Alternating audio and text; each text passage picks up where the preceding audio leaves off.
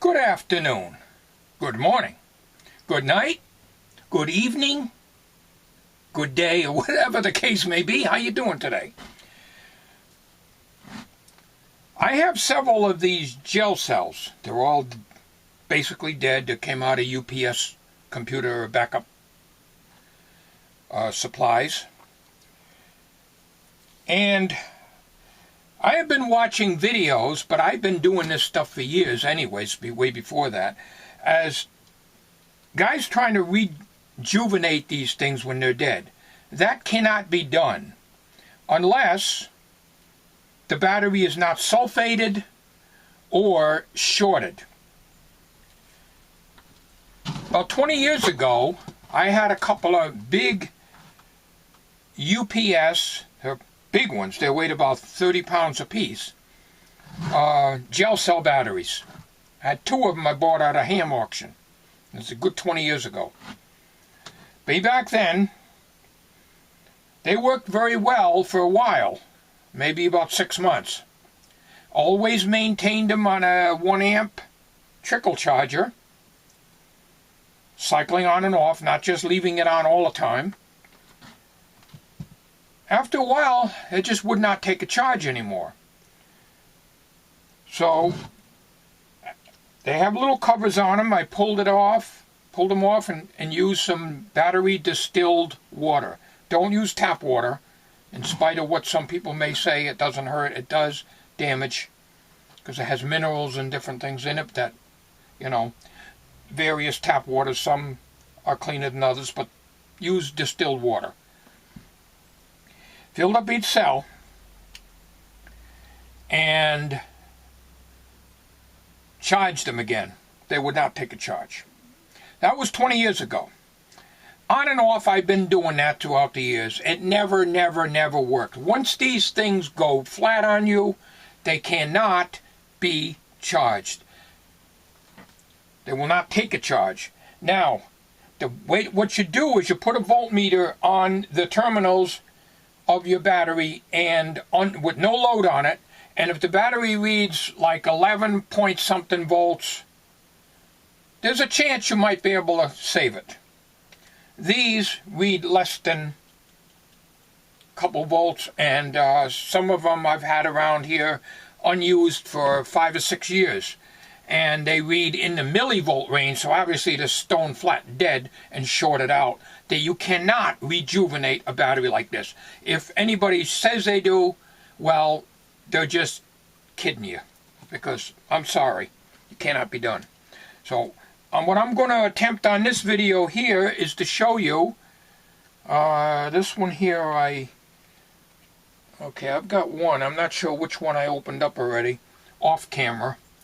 Charged it, and all it did was run the first cell very hot. One of the two cells. You got 6 cells in here, and they each should read over 2 volts. Usually 2.2 volts at least per cell. When I went to charge it, 1 amp wouldn't do a damn thing because you wouldn't get any current draw at all, so I had to run it on a 2 amp charger, very briefly, and read nothing, 0. And this is after I did the water treatment. So what you do is you have to kick it up with the, I have a 10 amp charger, and you put it on there. She was drawing 100 milliamps into the battery was drawing 100 milliamps. Which is alright. If it draws like 400 milliamps, you're okay. It's charging. Took it off. The first cell got warm, the rest of the battery was cold. Put the meter on it after I took the charger off, it read in the milliamp range. So it was stone dead, cannot be salvaged. But those of you who want to try to do something like this, it's a complete waste of time. These things cannot be recovered. I don't care what anybody says. That's from my experience. And you can disagree if you want to. That's fine with me. But let's go ahead and let's work on another one. What you want to always use is distilled water. made for batteries. Of course, you want to have safety glasses on. What you want to do first is you want to pop these covers off.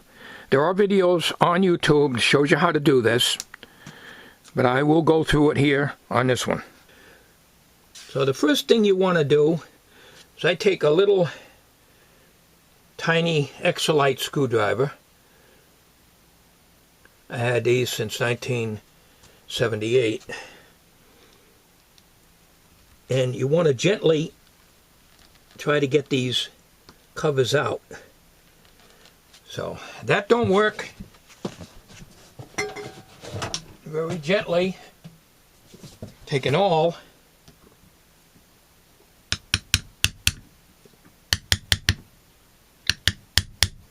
not as easy as it seems. You end up. The other one was a lot easier. It had little tabs. There we go. Okay, a little snap-on covers, and you usually end up ruining them because I can see there's a little glue in there to use on these. The other battery I did off camera yesterday, these covers come right off here. I'll probably try to use those covers to replace the ones that I broke here. But what you want to do is try to get these out. Like I say, this is very gently. What you want to try to do is get these things out, and it's a lot harder than you think. It's more trouble than they're worth. But I wanted to put this video out. Yeah, that's glued in. I can see where it's glued in. So you're actually destroying these covers. But if you look in here, I'm going to take the rest of these covers off camera so as to save time. If you look in here, after these covers are off, and I hope we're in camera here. I think we are. You'll see a little rubber cap on each one of these. They're a little rubber cap that goes over the top of each one of these. You do not want to lose those. They come off very easily. Naturally, I cleaned the top of this battery off before I disassembled anything. Now, a gel cell contains a gel, which, when new, will be moist. But as time goes on, the water that's in the gel evaporates, in spite of the fact that you got these covers on here.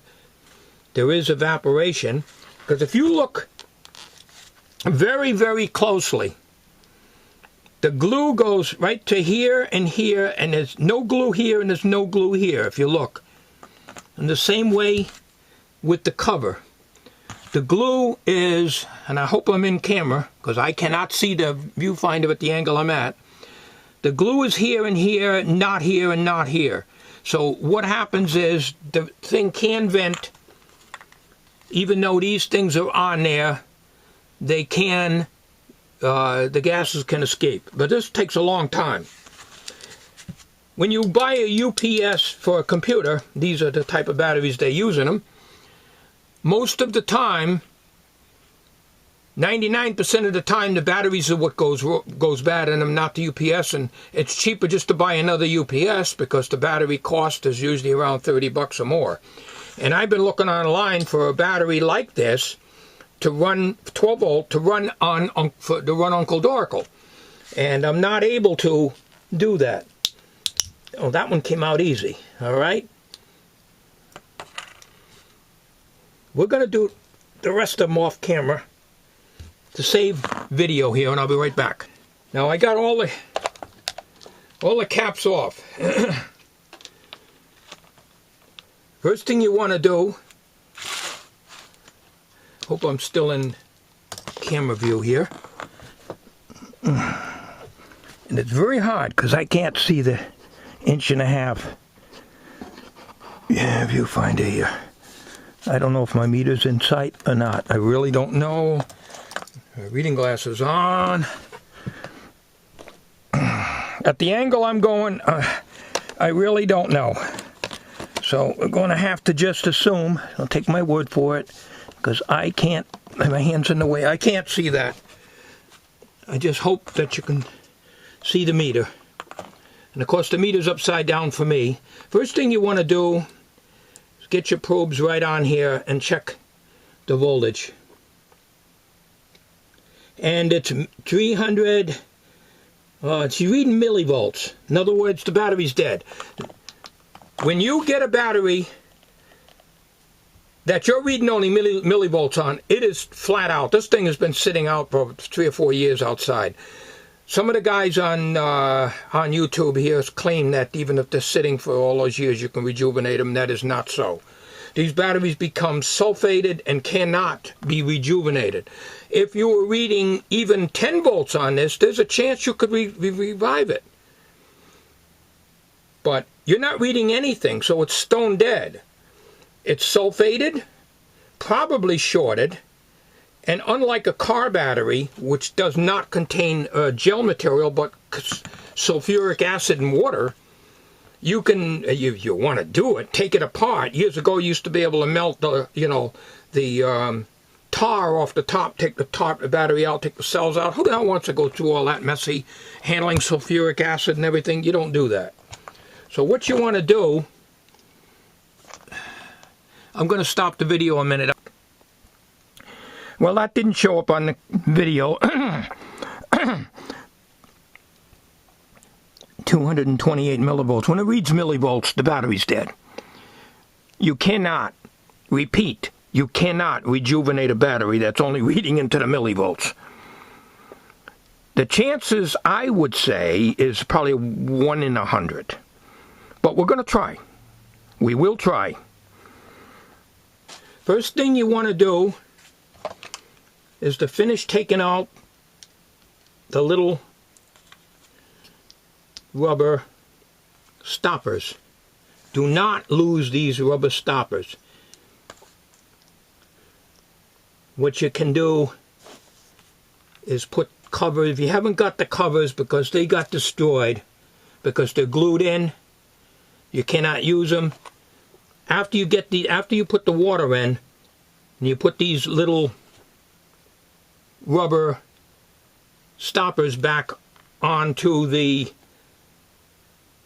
each cell, to cover it back up again, clean, wipe off the top, dry it off good, and put some electrical tape, or better yet, cover the whole thing with black duct tape, so you can put a nice piece right across here, and that'll make it look good. But because this battery here absolutely will not take a charge after doing this, we'll try to use those covers. But right now, we got the distilled water. Don't worry about making a mess on this. You can wipe it all down afterwards. Each cell, just fill it up. Don't be afraid to put it in. You just wipe it off afterwards. This is, like I say, you use distilled water on this. I don't have much faith in restoring these things. I was never able to in all the years that I have been doing it. I've been doing this for a long time. Oh, I missed one here. You have to let it, make sure it goes in there good, and then we just wipe out the excess with a clean cloth. But you want to make sure that the cell has water in it. Now see, this one here for some reason didn't take the water. You don't have to worry about it overfilling, because that's just going to soak into the gel eventually. And as you charge it, the whole thing will mix up in there electrically. It'll pull the stuff, pull the water in there, and it'll be now. Naturally, this will have to be charged before you can do that, and this is a stubborn cell. It doesn't want to take the damn water here.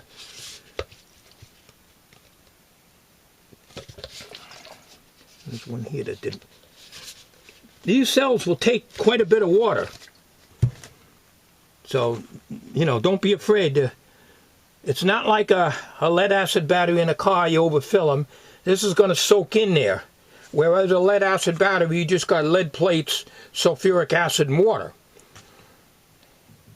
This will have the gel, which is like a jelly material, which, as I said, when the battery's new, it's moist and everything. Now this battery's probably long gone anyways, so we've got nothing to lose except our distilled water putting in. We're going to do the rest of this off camera. When I'm ready to charge it, we're going to show you what we're going to do to charge this. Alright, take a clean tissue and dab all the excess water off the top. Always use a clean tissue.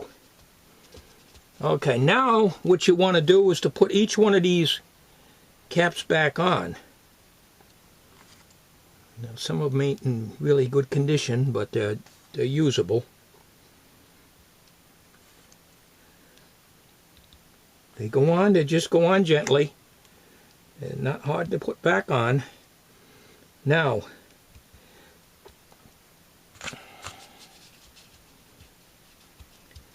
all right. Now what I'm going to do here, make sure that the battery's set. We'll put it this way, so we're going to put the meter on them.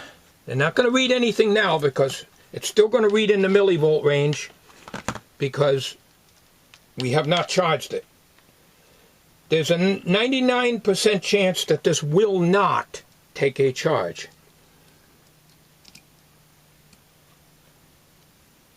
No, we're reading 70, 90, it's jumping all over the place, 104, all in the millivolt. We're only reading millivolts. This battery is virtually dead. It's dead. Dead. But we are going to charge it. Now I've got a charger here that I'm going to use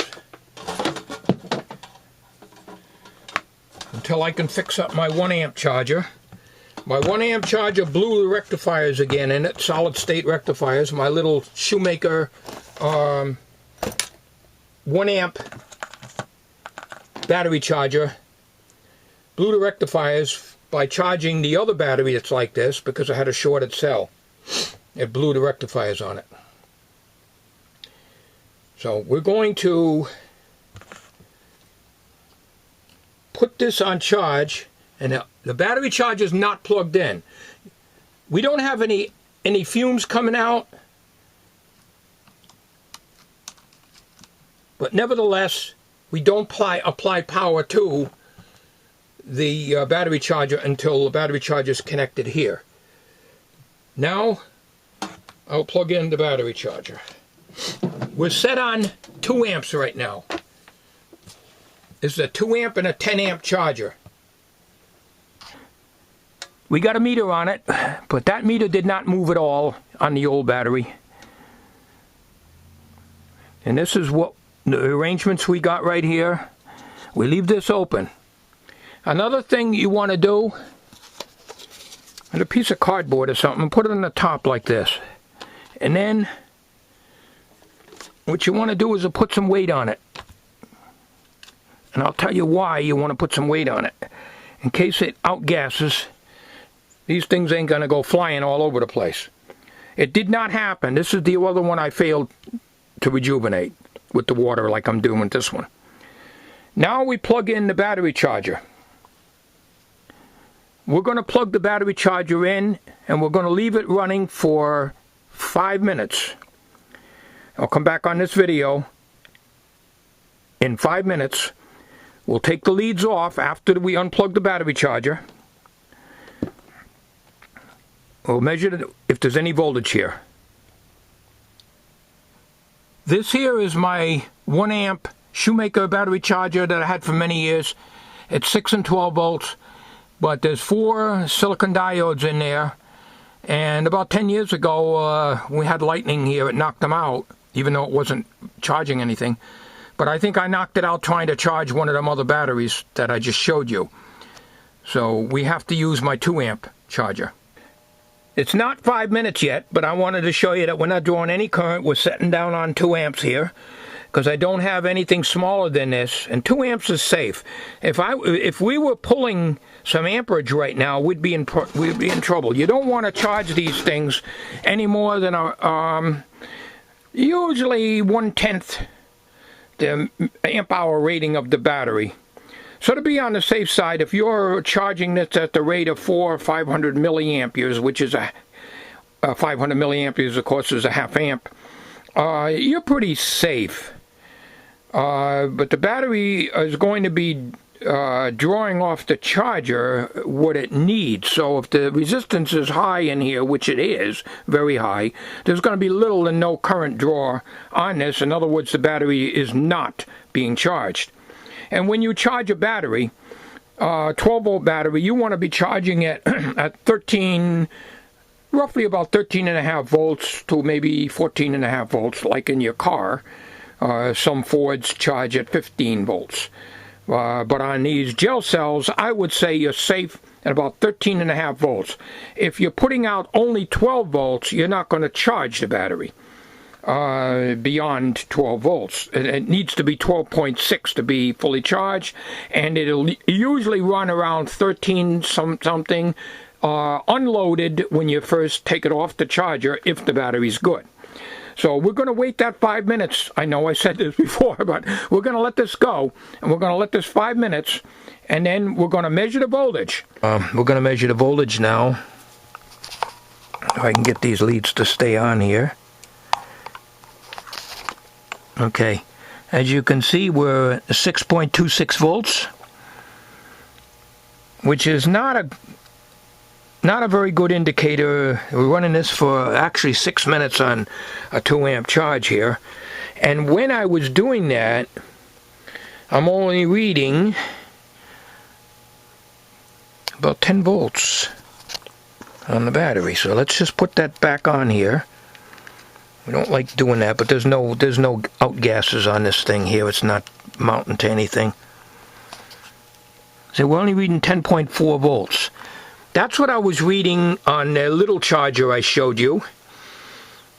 Now if I kick this up to 10 amps, then I'll get my 12.93 now. But that's a higher amperage than you really want to use on these, but we're doing it for a very short time here. So in other words, if you're running this on 2 amps on this particular charger, because this is all I have here till I get the other one fixed, you have to kick up the amperage on the charger in order to get this thing to take charge. Now if I kick it down, alright, we just kicked it down to 2 amps. You see, she's dropped down to 10 point something volts.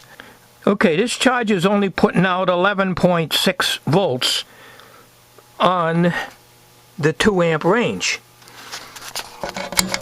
Kick it up to the 10 amp range, and she'll put out 14.8. This is what you want the thing to run. So we're going to have to run this at the 10 amp in order to get the voltage needed to charge this.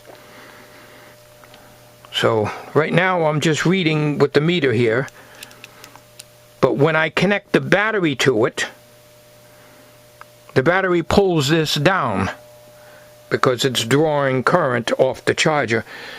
I would imagine, well, this charger is quite old, so I think, well, they have selenium rectifiers in there. That's what they use in these things, on the older ones. I could put a solid state rectifier in there, but how often do I use it? I don't use it that much. So what we're going to do is come back on the video here. We're going to charge this at a higher rate and see if we get more or less 12 volts out of this, but we don't want to run the cells hot, because once the cells start running hot, first of all, it shows that they're shorted. And what happens is, if you got a bunch of cells that, let's say, are shorted along the line here, any one of them, it's just going to take that, the ones that are good are going to just be going to be taking up the voltage. Instead of splitting the voltage 6 ways, 2.2 volts per cell at least, let's say you got 2 bad ones in here, well, then you're going to lose about roughly 4 point something volts. And that extra voltage is just going to be added to the good cells and cause them to overheat. In other words, it's like charging, roughly like charging a 6-volt battery and a 12-volt battery charger. Not good for the battery. Alright, as a current limiting device, we're going to take an 1157 bulb. I happen to have a taillight bulb here and a new socket. We're going to put it in series, and then we're going to kick this up to the max, because which is 10 amps, because it will not charge over 11 point something volts on the 2 amp range. So obviously the battery charger isn't up to snuff. So we got to kick it up to 10 amps. So we're going to limit the current through by using this as a current limiting device. So before we do that, we're going to measure the voltage right now. She's still set at the 2 amp range. And if I can manipulate this and get this on the terminals like an octopus here, we got to have 8 hands. Okay, you can see it's only 10.57 volts. You can't charge a battery, a 12-volt battery on that. So we got to kick it up to 12. And she'll read over 13, and she's actually 13.8 unloaded. So what we're going to do is we're going to disconnect this. I'll do this off camera and put this in series, and then we'll let it charge. Alright, with the current limiting device on, you can see the bulb isn't even lit, but it's limiting the current. We started out at 13.01, which is off camera unfortunately, but I can't do everything at once here. As you can see, it's slowly, very slowly climbing.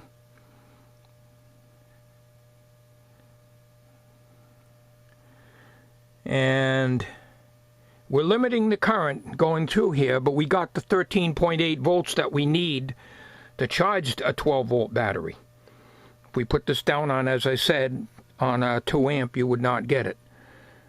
So she's climbing, but very slowly. But it may not ever reach the goal of 12.6 after I take the battery off. Usually you have to leave these things on overnight. So what I'm going to do is I'm going to just leave this right here like this. Slide this back over like that. And we're going to leave it go, and we'll go out for coffee. We'll measure the voltage while it's charging. We'll see if it went up any at all. No. It's actually gone down, but you can't. We got the current limiting bulb in there too, so the real test is to see what the voltage is when we take the charger off. As you can see, we got the charger direct clip lead on there. So let's put the clip leads on there. Nope. You cannot rejuvenate these batteries. I could let this go for 2 or 3 days and I'll guarantee it. Guarantee. You ain't never going to see 12 volts on this battery. There's shorted cells, sulfated, and everything else. So the bottom line is, I can spend days farting around with this, but I'm not going to. I'm almost tempted to use a motorcycle lead-acid battery, if I can get one cheap enough, that's no bigger than this.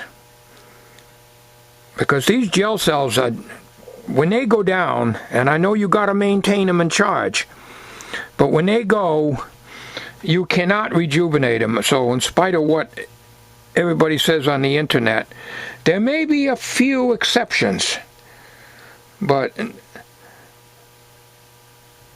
very few. So that concludes this video. I just wanted to show you that don't waste your time trying to rejuvenate these things, because 99 out of 100 times you cannot rejuvenate them. And like I say, I've been trying to salvage these things for years, and it's only recently that I got back into trying to do it, because I was watching some videos on YouTube and they looked encouraging, but you know what? No. Can't be done. Sorry. Thanks for watching, folks. Have a good day.